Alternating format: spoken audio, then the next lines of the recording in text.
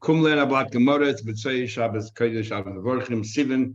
We are up to the Abdalad Amad Aleph. This is from the few Gemaras in Shas. In fact, it's the only Gemara in Shas, where the Gemara has a number of pages having a discussion about an argument, and it turns out to be that the entire premise was sort of incorrect, as we will see.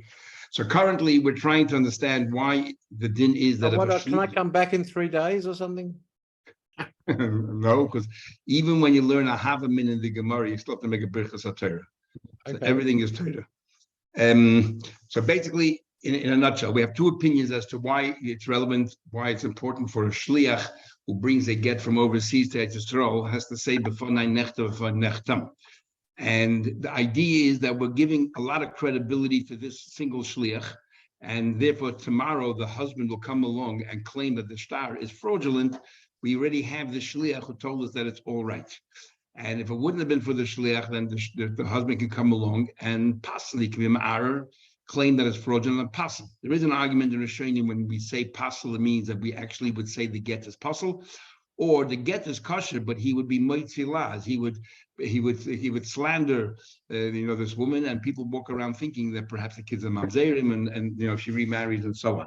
But not that the actual get is disqualified. So what is the reason why we say it is one or two possibilities? Either because the law is that you need lishma, Gittin, that you have to write it for her name, and we have to ensure that that's the case. And even though there are many other dinim involved, but this din over here, and they know this din, but they didn't really respect it fully. So therefore, we have to tell us that it's a shma. That's Rabba's opinion. And Rabba's opinion is the reason is no. The reason is because if the husband comes along and says it's a fraudulent get, how are we going to prove that these signatures are correct? So that's why we have the single aid coming forward and telling us that it is. And we asked, is there a nafkamina halacha? We gave 3 different nafkaminas for halacha. One nafkamina we said is if 2 people bring the get together. If it's established the veracity of the get, 2 people saying that his husband made us a shliach, it's a valid get. But if the reason is the shema, it doesn't matter how many people brought the get. We still need to know that the get was written in the shema. That's one difference. Another difference is within Israel, the two extremities of Eretz Yisrael. If, let's say, from one end of Israel, from let's say far north to the far south, if it's if somebody can mute themselves. I think a dog has a kasha. If it's because of Lishma, then anywhere in Israel they all know the laws of Lishma. There's no need to say before a nechtav. But if the reason is we need to be able to establish the veracity of these, the signature of these witnesses, then 2 extremes of Israel, where do they see each other? They would have to say. That's difference number 2. And the third difference is that within the same city overseas, if it's Lishma, you have to say. If it's to prove the authenticity of the get, we don't have to because people are familiar. Okay, so we're asking a number of questions now. We're up to the Abdallah and Aleph, and we are up to we explain why Rabbah doesn't agree with Rabbah and why Rabbah doesn't agree with Rabbah. So now we are up to Tanan Rabbi Gamliel, about 12 or 13 lines on the top of the page. So the Mishnah continued. Tanan, in our Mishnah, we had some other opinions, and we're trying to understand what exactly is the crux of their argument. Rabbi Gamliel comes along and says that when you, not only Medina Sayyam, you're far away, remote places, but even from Rekem and from Cheged, which is neighboring Eretz Yisrael, you still have to say B'fonai Nechtav. In other words, the Tanakama says if you're from Rekem and Cheged, you don't have to say. It's such close proximity to Eretz Yisrael, you don't have to say. And Gamliel says, yes, you do. Rabbi Lezer goes a step further, and he says, even Mekvar Ludim Lulud, even from Kvar Ludim to Lud. Now, what is Kvar Ludim to Lud different than Rekem and Cheged? Isn't Rekem and Cheged close proximity to Yisrael? So the Gemara explains. Or Abayi says, what's going on here? What is the difference between Rabbi Gamliel and Rabbi Eliezer? Abayi says, Be'ayores hasmuches le'eretz Yisrael. Abayi says that talking about cities which are neighboring Israel, that's one category, and another one is umuvloyes betchum Eretz Yisrael. You can have a situation where you have parts of Israel that are, that are due east, and then it goes inwards, and then it comes back out. And that section in between the let's say far north, you have going all the way out east, and then a bit further down you have going out east. And then you have an area right in between that's not Eretz Yisrael, but it's Muvla. It's sort of, if you made an imaginary line from the 2 points that is further east of Eretz Yisrael, it would be included. So in that case, this is the argument. The Amar Rabba, Rabba actually said, I saw these places, the purpose is very close, next to each other. So, like this. The Tanakamas of Tanakama holds that you don't have to say before the nefta from any of these places. Rabbi Gamliel says you have to say from those that are neighboring Yisrael, but not if they're swallowed into Yisrael. And Rabbi Lazar says even if they're swallowed into Yisrael. What's going on here? My labba hakam is the argument. Tanakama says the only reason why you say before the nefta is because you don't know the laws of Lishma. We're in Avdallah and Al middle of the page. But these cities, because they're neighboring to Israel, they know what's going on. They know the laws, so they are cognizant of this law about the Shema. But the other hold, our concern is like Rabba. How do we know that the Eidim are correct? That this is not a fraudulent star? So, and these places, because they're not really part of Israel, people in Israel don't travel there, so they're not familiar with the signatures. So we cannot prove it. That's why we need a shliach to say before the nefta. So we're saying that the argument of Rabba and Rabba is actually the argument in our Mishnah with the Tanoim, which is the problem. You don't need Amoraim to argue in the same argument as the Tanoim. So therefore, each one of them will explain the argument slightly differently. Rabba is going to explain in his way, or Rabba will explain in his way. Rabba will explain his way. Kuli Alma, everyone agrees. Lefi she'ein b'ki l'shma. Everyone agrees. Rabba says, like me, everyone agrees the concern is the law of l'shma. This is the basis of the argument. Tanakama holds, because they're neighboring to Yisrael, definitely they know the laws of l'shma. Even the smuchas, because they're close, even they're close to Israel, migma gemiri, they know the laws of l'shma. Comes along Rabbi Gamliel and says, move laws, I agree with you, those cities that are so swallowed up, gemiri, these imaginary boundaries. So therefore, since they're close, they're swallowed in, above them is Yisrael, and below them is Yisrael, they're sort of swallowed in, they feel they're part of Israel, so surely they know all the laws. Or besmuchas, like gemiri, but rekev v'cheged, which are outside of Yisrael, but adjacent, they don't know the laws. The fact that they're chutzlaret, so they don't really mix. But also Rabbi Lezer says, look, I hold muvlois nami. I hold that even those cities swallowed up, they still have to say before nefta. Why? They definitely know the laws. He says you're right. Once you start making exceptions, it's so easy to remember. Any city outside of Israel, you have to say before nefta. The moment you start making exceptions that these cities you don't have to, these cities you do, it becomes very confusing. And then people don't realize that you have to say before a nefta. They want to point to shliach, or if they point to shliach, they won't have this person witnessing the writing of the get, and it'll cause all kinds of strife. So therefore, everyone has to say before a nefta. That's Rabba's version of their machlekes. Rabba Matar Tameh. Rabba will explain his way. Kuliyama, everyone holds the fisha ain't aiding to the kaima. The only issue is we don't need to. Everyone knows the laws of the Shema. It's not a concern. We want to know, make sure the Eidim are correct, and therefore the signature is correct. The Tanakama holds, and remember, we need people traveling back and forth so they recognize the chin. Tanakama holds, Hani, these cities, Rekem, Cheger, and Faludim, even the Smuchas, because they're close enough to Israel, Mishkashricha, they travel all the time. Everybody's familiar with the signatures. There's no drama. We don't need to say before the nefta. But also, Rabbi Gamliel makes sort of a compromise. Move laws, if it's swallowed into Israel, they feel like Israelis, then shrichi. The people are constantly traveling to and fro. They're familiar with their signatures. So no, you don't have to say before nefta. But if they are smuchas, if they are near, if they are not outside of Israel, but just neighboring, it's not so common to travel, and therefore they have to say before nefta. But also Rabbi Eliezer, then comes along Rabbi Eliezer and says, even though in theory you are right, but I disagree with you because of the same issue we had before. We don't want any exceptions. We don't want to make distinctions or exceptions. If it's overseas, End of story. And then we learned in the Mishnah further, we're going to go through every section of the Mishnah, try to explain it according to Rabbah, who says the issue is Lishma, and according to Rabbah, says the issue is the veracity of the get. So Tanan, we learned the Chachamim say, this is what the Chachamim say.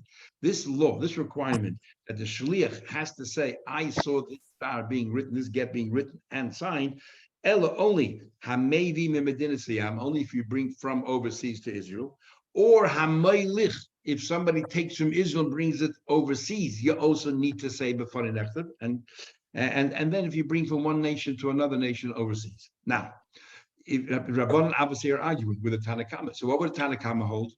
How are the Chachamim different than Tanakama? The Tanakama doesn't mention a word about someone who takes a get from Israel and takes it to Chutz La'aretz. So that's where they argue. Miklal the Tanakama Saba Moilech Light Tzarich. Tanakama holds you take from Israel anywhere in the world, you don't have to say Vanech. The Chachamim say yes, you do. What are they arguing? My lab, it's exactly what the argument is. Ma'asava v'she'ein b'kin l'shma. That the Tanakama holds the reason is because they don't know the laws of the Shema. So therefore, Israel they do know. So if the get was written in Israel, you can rest assured it was written correctly. I don't care where you take it to. And the Hanigimidi in Israel they know how to learn. So therefore, the Tanakama says you don't have to say before the nechtav. Well, Masaba and the other one holds no. The other one holds the reason is because there are no witnesses around. So even if you take it from Eretz Yisrael to overseas, who in overseas knows familiar with all the signatures from witnesses in Eretz Yisrael? They're not, and therefore you have to say whichever direction you're going. So it seems again that the Tanakama and the Chachamim are arguing in the same argument as Rabba and Rabba, which is a problem. Says you're right. Each one will explain the argument differently. Rabba Mataz Tamei, Rabba Mataz Tamei. Rabba Mataz Tamei, Rabba will explain. Kuli Alma, everyone holds Lefisha Ebekim Lishma. So what's going on here? The argument is, so definitely, technically, you wouldn't need to say before an nechtav if the get was written up in Israel and you're delivering it to Australia. But how come the Chacham say you do and the Tanakam you don't? The Tanakam says you don't. It's obvious why. Because why should you? It was written in Israel, it was written correctly. Why do the Chacham say you still have to say before an nechtav? Because they are worried. They're geiser.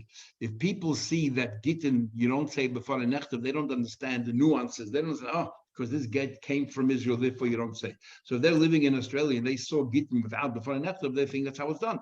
So they will send a shliach with his get to their wife wherever they are, and they'll think that the shliach doesn't have to see the get, and the wife will remain in aguna. So therefore, it'll cause issues. Better, it should be uniform halachas for everybody. Are we concerned that if we tolerate one thing, that it'll lead to other errors? We're not worried. We're not worried if we say that from Chutz La'aretz, you have to say before nechtav and take it written it so you don't have to. It's not going to be a worry. People know Israel; the laws are different. Rabban and Basrai, however, the later Rabban they hold yes, we are worried in that the people will make a mistake, and therefore, in all instances, you have to say before nechtav. That's Rabbah. Rabbah mitada tameh. Rabbah says the whole reason is because of distance. So what's the difference according to Rabbah? So the Chacham makes sense. If so, what's written in Israel, but you're taking it overseas to Australia, you need to prove it. How are we going to prove it? So let the shliach come forward and say before the nechtav. But so why did Tanakama say that you don't have to? Rabbah said, I learned Mishnah different than you do. I hold there's no argument between the Chacham and Tanakama. What the Chacham are doing, they're teasing out the opinion of the Tanakama. They're explaining it. And they're delineating a bit further. The Kuli Amal Tanakama. Everyone knows the issue is regarding the authenticity of the get. But Rabbanah Basrai, Lifrushi time with the Tanakama does. So all the Rabbanah are coming to do is to explain the opinion of the Tanakama. And that's and therefore everyone agrees that you always have to say before a nechtav, because we need to make sure the edim are genuine. Okay, it says further in the Mishnah. Now we look at the Mishnah. Maybe get medina lemedina v'siyam. This is Chachamim. After Chachamim, it says if someone brings a get. Is that the maskana? No, what? We're still in the middle of it. We are still in the middle of it. Okay. Okay. No, I'll let you know when. I won't keep it a secret when we finally come to the conclusion. Glad to hear it. Good. Says the Gemara further. Maybe get me dinner. Yeah. So maybe. Sorry, what was that? Maybe get. Yeah. Maybe get Medina Sayam. If somebody brings a get from one country or one city to another city overseas, now what's the point of saying? Isn't that obvious? Isn't it obvious if taking from one city to another city, you have to say, I mean, whichever opinion you learn, whether it's a Shema, whether because we need to know that it's correct. If they're two different nations, two different countries, people don't travel to and fro, so you need to know what's the Chiddush in the Mishnah. Obviously, this is not a Chiddush in the Mishnah. It's more the inference, what it implies. That in this case, you have to say, but in a similar case, you wouldn't. Contrast this with the following case. Which case? Says the Gemara, it seems from here only because it's two separate Medinas. Let's say within Melbourne itself, overseas, you write a get and you commission someone to write a get, and then you want to give it to your wife. You wouldn't have to say. It's only because it's two separate Medinas you have to say for Nechta, but within the same Medina you don't. Now think for a second, why not? If the reason is because we want to know whether the Eiden's signature are authentic, now I understand. In the same same neighborhood, everyone's familiar with each other and they'll know right away. But if you learn it's because of Lishma, like Rabbah, doesn't matter whether it's two different cities, two different countries, or the same city, two in the same street, you still need to know that the get was written Lishma. So what's Pshat in the Mishnah? Says the Gemara, that what within the same city you don't have to say for Nechta, but the Rabbah kasha, the Rabbah is difficult. So Rabbah is going to say, who told you that is the inference? You made an inference and you make a whole pilpul. That's not what the Gemara and Mishnah is trying to tell you. The Mishnah is telling you that overseas, one Medina to another Medina, you have to say before Nechta. What's the chiddush in that? Because in Eretz Yisrael, one Medina, let's say from Galil to Yehuda, from one section of Eretz Yisrael to another section of Eretz Yisrael, there you don't have to say. And you know why not? Because it's all about Lishma. In Israel, they all know Lishma. Don't say your inference is wrong. Your inference was that within the same city overseas, you don't have to say no. Say from one Medina to another Medina at Yisrael, you don't have to say. And why not? Because of Lishma. Says the Gemara, how can that be the inference? The very end of the Mishnah that we learned, the very last lines, it says that why would the Mishnah have to make this an inference when it's clearly written in the Mishnah? Hamevi get bit Eretz Yisrael. You brought a get, you don't have to say for nechtav. So it says clearly, what do I need to make that inference? Says the Gemara, no, there is still, Rabbah says no, the inference is important. Because if we didn't have that inference, we only had the end of the Mishnah, you know how we would interpret it? I would have thought, Hani Mili the Evid. I would have thought if you already brought a get and you didn't see the writing of the get, okay, we'll say, you know what, we're not going to passel the get. Go ahead. But in Israel, lechatchila, why not be mahada? And if the husband comes to a rabbi and says, I want to write a get, what should I do? They should tell him, get yourself a shliach and make sure the shliach witnesses the writing of the get, even at Yisrael. That's what we would have thought. Kamash Malon to tell you no, that one end of Yisrael, the other Yisrael, even the chatchila, we are not worried about lishma. That's Rabbah. That's one way of dissecting this section of the Mishnah. However, there are others who dissect this section of the Mishnah exactly the opposite. What the inference would have been. That the Mishnah says one medina to another medina chutz la'aretz, you have to say v'hon nechtav. That's obvious. Obviously, there's an inference. So this version, the inference is about Eretz Yisrael. Ha medina medina be'Eretz Yisrael, but within Eretz Yisrael, one end to the other, and you don't have to say. Now, why not? Only because of Lishma. Because if you learn the reason is why Eidim are available, well, two ends of Eretz Yisrael, they don't know each other. L'Rabba nichav l'Rabba kasha. Says the Gemara, so Rabbi will say exactly the opposite. I'll say that the inference has nothing to do with Yisrael. Like Taimim and Medina of Yisrael. Don't say that the inference is what about one end of Yisrael to the other. No. Like just say the inference is, but within the same city overseas, you don't have to say because everyone's familiar with the signatures of each other. Says the Gemara, okay, so what are you trying to say, Rabbi? But within Eretz Yisrael, one end to the other end, you're going to say, because the Eidim are not available, you should say before a Nechtav. That's what you want to say. So let me ask you a question. Why does the Mishnah say if you bring from one Medina to another Medina in Chutz La'aretz, you have to say, just say if you bring from one Medina to another Medina, it doesn't matter where it is, you always have to say, whether it's a Chutz La'aretz, whether it's an Eretz Yisrael. If Rav, according to you, if you're far away from each other, you always have to have the shliach saying b'fanai nechtav, then why does the Mishnah mention chutz la'aretz, Medina Sayam? Just say Hamevi Medina Tzarach Leimer. Says the Gemara. Listen, let it just say according to you, Rav. According to Rabbah, there's a difference whether it's in Israel or chutz la'aretz. In Israel, you don't have to say because of Shulishma, they know the laws, and chutz la'aretz you do. But according to you, Rav, that has to do with distance and familiarity. Then what's the difference at Yisrael? No difference, you're saying. No, so why does the Mishnah mention Medina Sayam? Listen, maybe Medina Stam. So now the Gemara says that Olam really Medina. You're right. In the beginning of the Gemara, we said there were three differences between Rabbah and Rava. Get rid of one of them. The first difference, the difference that we said that from one Medina at Yisrael, according to Rabbah, you don't have to say because of the Shema. Everyone knows the law. And according to Rabbi, you do have to say, that's wrong. In Israel, everyone travels all the time. They used to go to the base of Mikdash 3 times a year, and there, they spent some time, and it's a business as well. They would have seen people would have seen signatures. Everyone in Israel is familiar with everybody in Israel because they meet 3 times a year in the base of Mikdash. So therefore, Rava will agree with Rabba with an Eretz Yisrael, even if they live at 2 different ends. There's not a problem of finding people who can recognize these signatures and tell us whether they're authentic or not. Says the Gemara, according to Rav, you don't have to say, you know why? Because you have these people who are regel, mishkach shkichi, they're always available. People find each other, they recognize signatures. Says the Gemara, Teinach, that makes sense. That's a big ask to say that everybody can recognize everybody else's signature because they get 3 times a year to the. Not everybody. But people were coming in and changing money over. So there were people who were in the business who came across many different people signing checks, signing documents, loan documents. So not everybody, but it's easier to find somebody who might know the people of this town, the business with them. You have a greater chance of finding people. Says the Gemara, okay, that makes sense in the times of Beis Hamikdash. Says the Gemara, Teina Bisman Beis Hamikdash Kayim.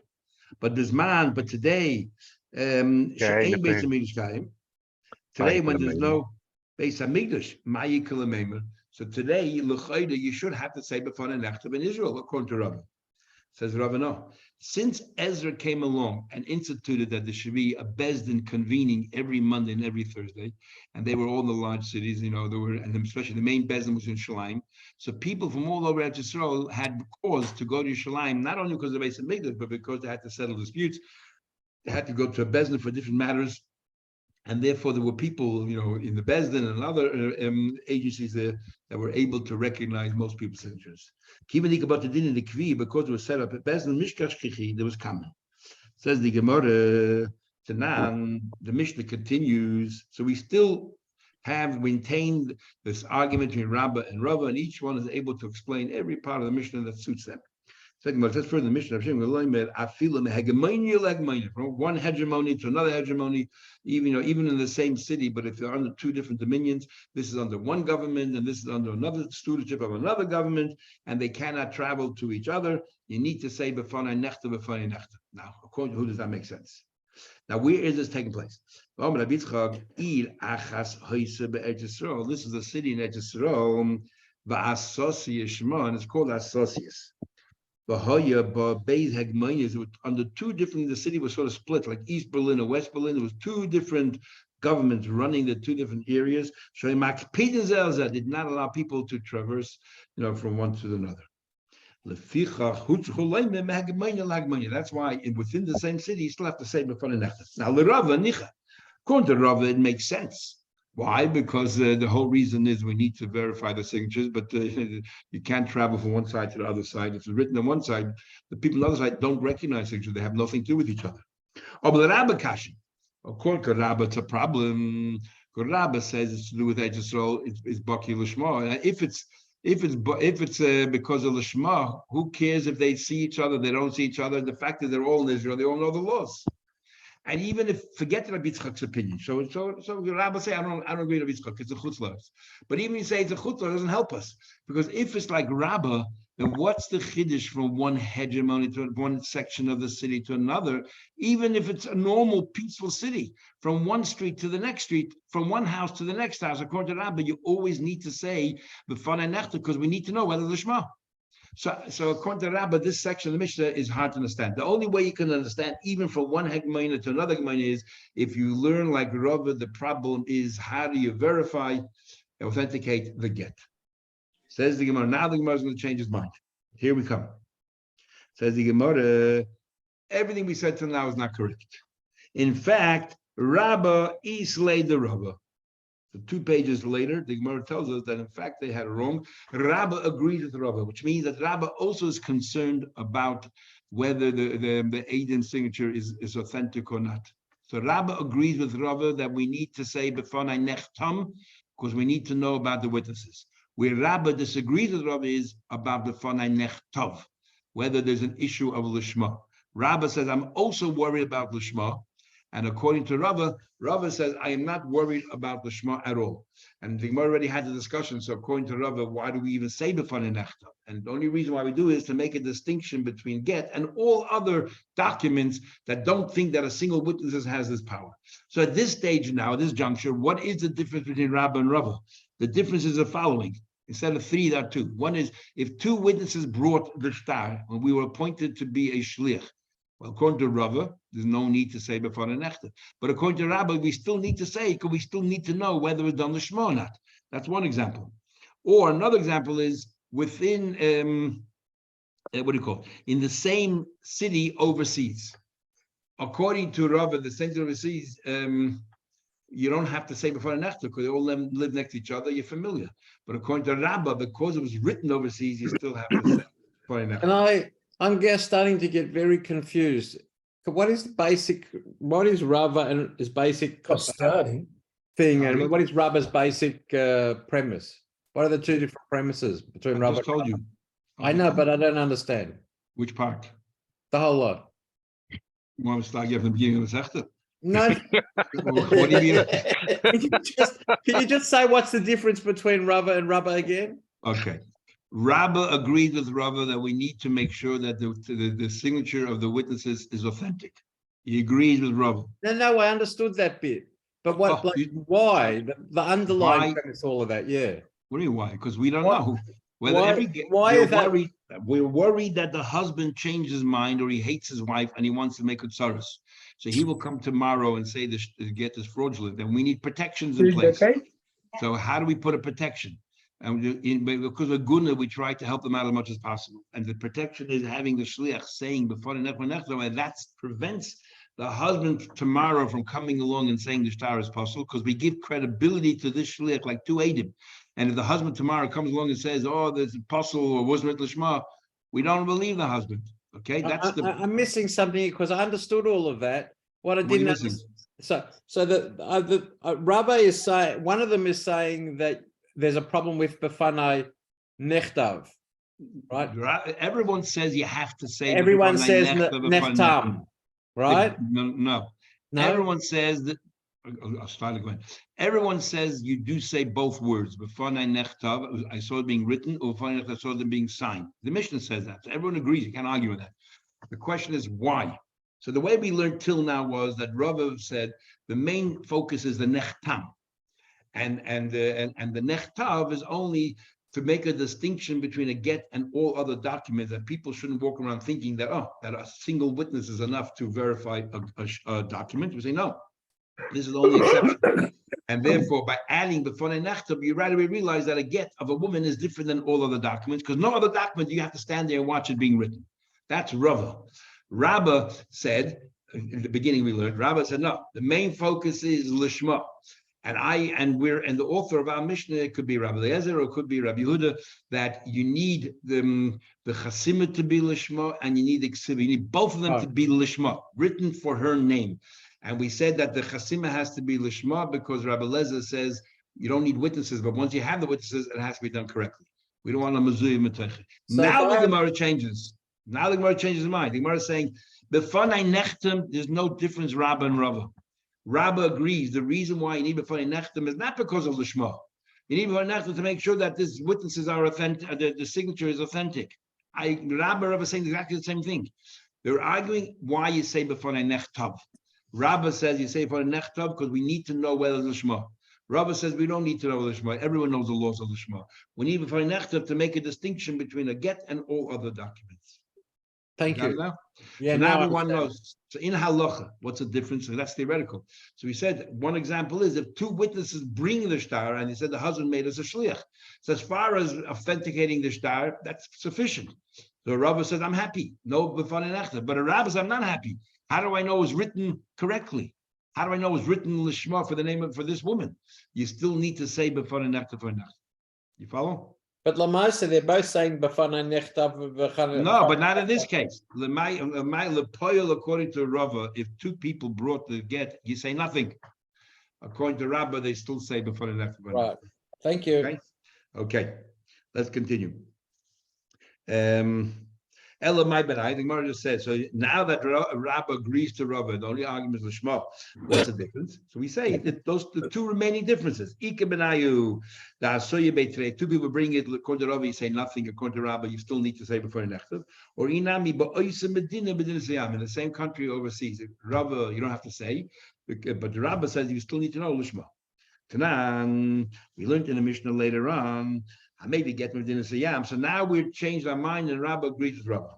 So Tanan, we learned maybe get medina siyam. If somebody brings a get from overseas, the einu yachol loim is unable to say before nechtav.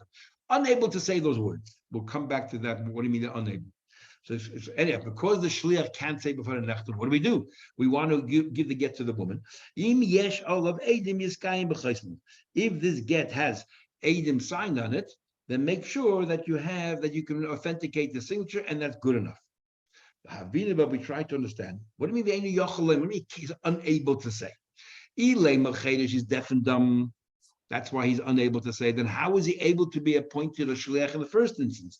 Chedesh bar asur gitu, can a chedesh be appointed as a shliach? But now we learned in the Mishnah, hakol kshedim lahavis a get. Everybody is able to bring a get. Chutz, everyone, man, woman, anybody can bring a get. Chutz mechedesh hayvakatan. A chedesh hayvakatan, they're disqualified to be a shliach. They're not able to bring the get. So what does it mean unable? But Rabbi Yosef came along and said, "Hacha my skin." You don't mean unable. That at the time when he was appointed to be a shliach, he was perfectly capable. He was a good shliach, and he gave her the divorce. And when he gave her the divorce, everything was done correctly. Now you want this person to say for nechtav, and suddenly he was struck dumb. Suddenly he lost his ability to speak. He lost his vocal cords. He gave her the get when he was he's mature. Suddenly he became deaf and dumb. He's unable to say. And because he's unable to say, what do? We verify it through the chasimis. And the obvious question is, okay, according to Rabba, it makes sense. But according to Rabba's worried about the Shema, how is it going to help us that we prove that the signature is correct? It's authentic. And therefore what? Does that in any way have any bearing on the Lishma? Says the Gemara, L'Rabba nicha. Of the Rabba kasha. I don't understand according to Rabba how it works. Says the Gemara, Hachamash, you don't talk about it here. La'acha shalamdu. There was a period later on in history where they made sure that all the Sofrim had to go through a training course, and they knew all the laws, including the law of Lishma. No longer concerned about Lishma.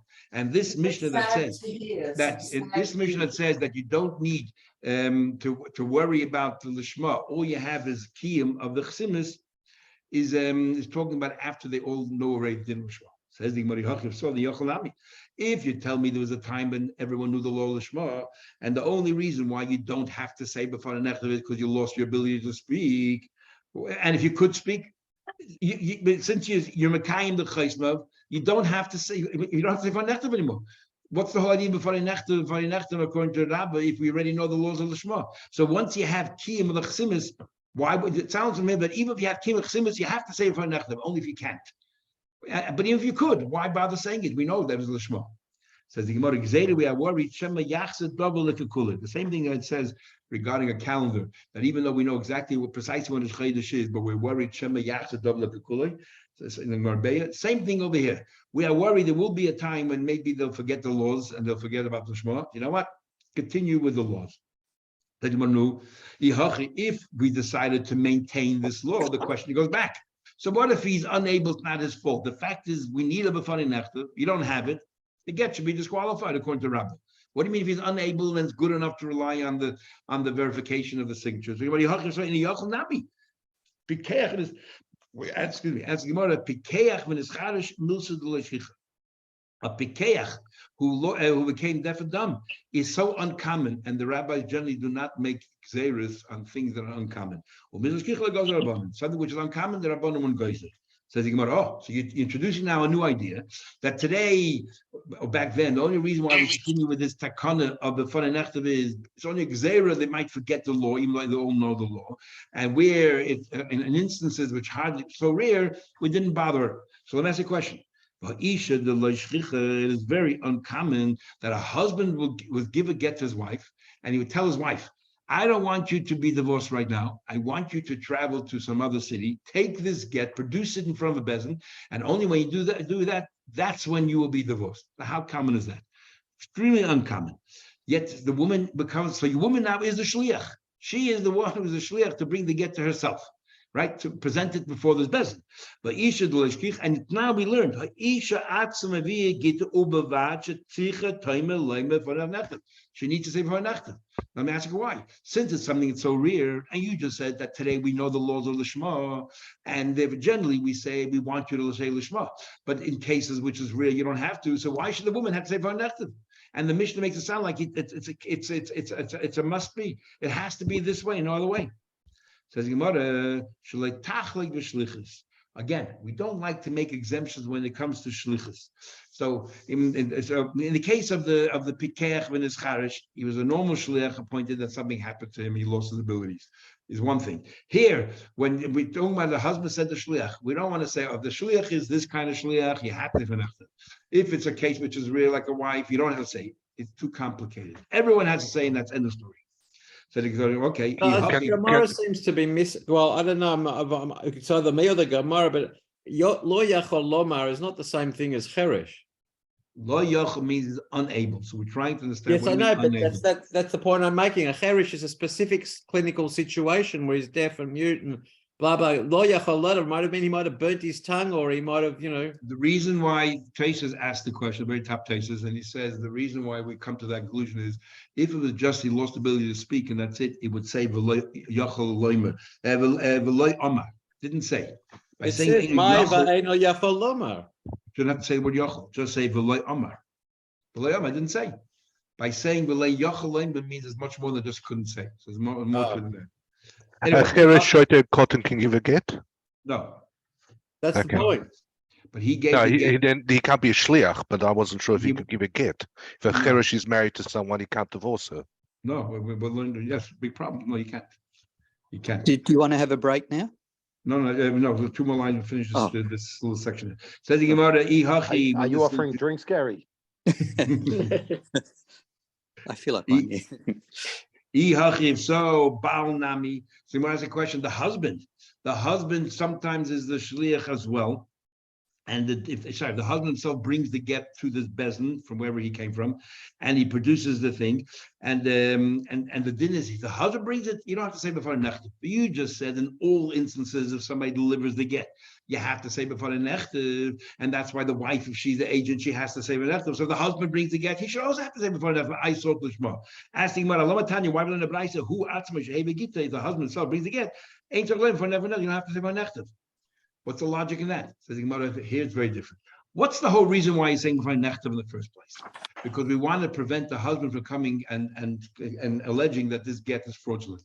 If the husband himself brought the get, it's no way in the world that tomorrow he would come and say, "Hey, I brought a false get here," because the repercussions for himself are enormous. There's no way that he'll do that. So therefore, there's no point in saying for nechtav. That in itself screams loudly that speaks loudly to us that everything is done correctly. It says my kind of for nechtav. Why do we have to say for nechtav? He'll come and complain or possibly try to disqualify the get. He's holding the get in his hand. You think he'll complain? This finishes the Gemara of Shabbos.